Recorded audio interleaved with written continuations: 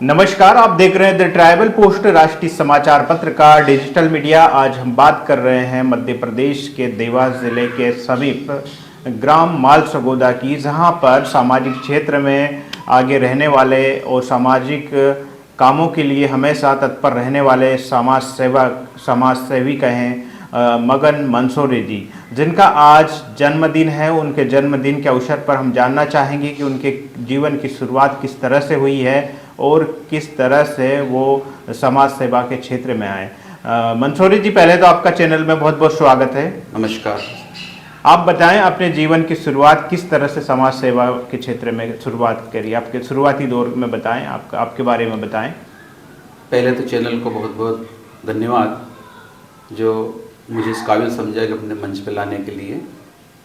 मैं देवास ज़िले के खातेगांव तहसील के अजनास के समीप ग्राम मालसगोदा 6/8/1980 को मेरा जन्म हुआ। मेरा परिवार पूर्व से ही बहुत गरीब परिवार था। बहुत सारियाँ मैं पढ़ने के बाद वहीं पढ़ा। इसके बाद में मैंने प्राइवेट ओपन करके एमए किया। एमए के बाद में मुझे पहले से ही समाज सेवा करने का पहले से ही जज्बा, पहले से ही शौक़ बहुत था, एक हौसला था कि समाज में बदलाव कैसे लाए और समाज में छोटी छोटी जो कार्यक्रम हुआ करते थे उसमें भाग लेना, है ना। तो इस तरह से था। अच्छा, आप बताएं, हमारा सवाल है सीधा कि आप जो समाज सेवा का क्षेत्र आपने चुना है, हर कोई चाहता है समाज सेवा करें, लेकिन इस परिस्थिति को देखते हुए भी आप समाज सेवा का क्षेत्र आपने चुना, एक चुनौती वाली बात होती है। आपने यह क्षेत्र क्यों चुना? मैं पूर्व से ही समाज सेवा का कार्य, छोटी मोटी समस्या को लेके काम किया करता था। इसके बाद में 2015 में ग्राम पंचायत मालसगोदा एससी पद के लिए आरक्षित हुई। उस समय मैं चुनाव लड़ा, वहाँ मैं 250 वोट से वहाँ चुनाव विजय रहा। इसके बाद मैंने बहुत सारे काम वहाँ किए। सबसे पहले वहाँ पेंशन की योजना जो चालू थी वो सभी के लिए पेंशन चालू कराई। खाद्यान्न पर्ची हुआ, इसके बाद में शौचालय हुआ, मुख्यमंत्री आवास, प्रधानमंत्री आवास, ये संबल कार्ड जैसे अनेक जन कल्याणकारी योजना को मैंने गांव में बहुत लगनता के साथ में क्रियान्वयन किया। जो ऐसे काम जो आपके कार्यकाल के दौरान किए हैं और कुछ काम ऐसे हैं जो जनहितैषी काम आपके प्रधान रहते हुए कुछ छूट गए हों, उनके कौन कौन से काम रह गए जिनकी दिशा में और काम करना चाहिए? बहुत सारे काम ऐसे होते हैं, पर्यावरण संबंधी, वृक्षारोपण संबंधी बहुत सारे काम हुए और अभी भी काम जितने भी अपने से सहयोग बनता है, जन कल्याणकारी योजना होती है, क्रियान्वयन करने के लिए जो लोग रहते हैं परेशान, वो हमें सहयोग करते रहते हैं। अच्छा, आप बताएं, ये तो हो गया आपका पंचायत का। आप बताएं जो जीवन में इस तरह के ऐसे काम जिनको करने से आपको कुछ सुकून मिला हो, या जिनकी किस तरह के काम ऐसे किए हो, एक दो काम बताएं आप।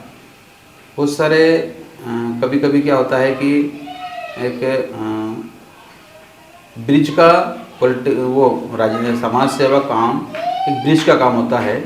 बहुत सारे योजनाओं के बारे में गांव में पता ही नहीं होता लोगों को, कि समाज में नहीं पता होता है। तो इस तरह से उनको योजना को लाभ दिलवाना, बहुत सारी उनसे अवगत कराना, स्कूल संबंधी बहुत सारे बच्चों को बताना योजना के बारे में। अच्छा, एक सवाल ये भी उठता है कि वो तो पूछना जाहिर है कि भाई कोई भी इस फील्ड में आता है, समाज सेवा हो या राजनीति हो, तो ये जो प्रेरणा मिलती है, एक प्रेरणा बहुत बड़ा शब्द होता है, प्रेरणा से ही व्यक्ति अपना दिशा दशा कहीं ना कहीं जीवन में तय करता है। तो ये प्रेरणा कहाँ से मिली आपको इस तरह? मुझे समाज सेवा जो एक वरिष्ठ जन होते हैं बहुत सारे, उनके साथ उनको देख के, जो किसी गरीब का अगर आपने काम कर दिया और या उसको स्वास्थ्य विभाग ने उसको वहाँ तक पहुँचा दिया, तो उसकी एक आत्मा कहती है कि भगवान तेरा भला करे।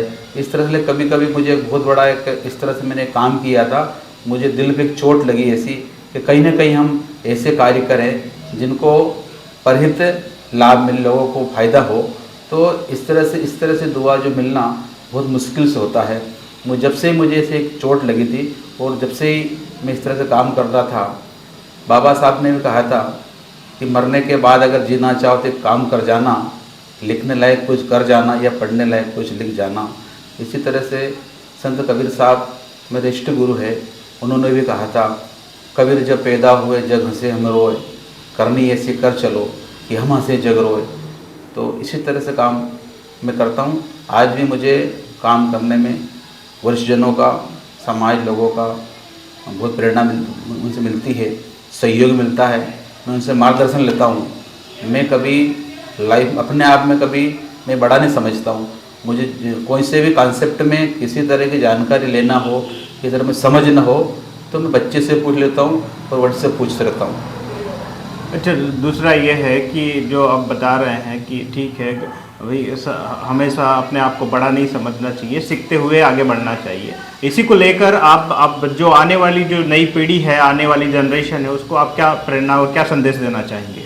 आने वाले समय में अभी जो वर्तमान समय की जो परिस्थिति है, युवा वर्गों के लिए विशेष कहना चाहूँगा कि छोटे मोटे फैशन हो, एक नशा का फैशन हो गया है।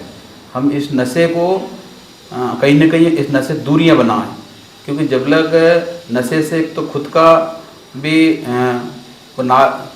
लाश होता है, पैसे का भी लाश होता है, मान मर्यादा जाती है। तो कहीं ना कहीं जब लग युवा वर्ग को मैं विशेष कहना चाहता हूँ कि इसको आप इससे वो जितनी दूरियां बनाओगे उतने समाज का उत्थान और विकास और खुद का विकास भी होगा। जो सामाजिक क्षेत्र में हम देखते हैं, दूरस्थ अंचलों में देखते हैं, कहीं ना कहीं शिक्षा को लेकर जो जागरूकता है वो कहीं ना कहीं कम दिखाई देती। इसके लिए क्या करना चाहिए, किस और थोड़ा बहुत आप अपने ओर से बताएं कि क्या सामाजिक संगठन है, सामाजिक लोगों को इस ओर ध्यान देना चाहिए? मैं शिक्षा की ओर तो मैं एक ही कहूँगा, काश अगर मैं शिक्षित नहीं होता तो मैं भी यहाँ तक नहीं पहुँच पाता, मेरा भी मानसिक बौद्धिक विकास नहीं हो पाता। शिक्षा जिंदगी में बहुत महत्वपूर्ण पहलू है और इस शिक्षा के लिए मैं सभी लोगों से कहना चाहूँगा कि पैर में चप्पल ना हो पर लेकिन बच्चों के हाथ में पुस्तक जरूर होना चाहिए, क्योंकि आने वाली पीढ़ी का अगर हम विकास देखना चाहते हैं तो शिक्षा ही उसका मूल मंत्र है, क्योंकि बगैर शिक्षा आप कुछ नहीं कर सकते हो। जो शिक्षित नहीं है आज उनकी स्थिति देखिए। कभी कभी बहुत सारे सेशन में, बहुत सारे जगहों में मुझे भी अपने आप में बहुत शर्मिंदगी महसूस होती है कि यार मैं भी अगर खास और शिक्षित और ज़्यादा शिक्षित होता तो वो अच्छा होता।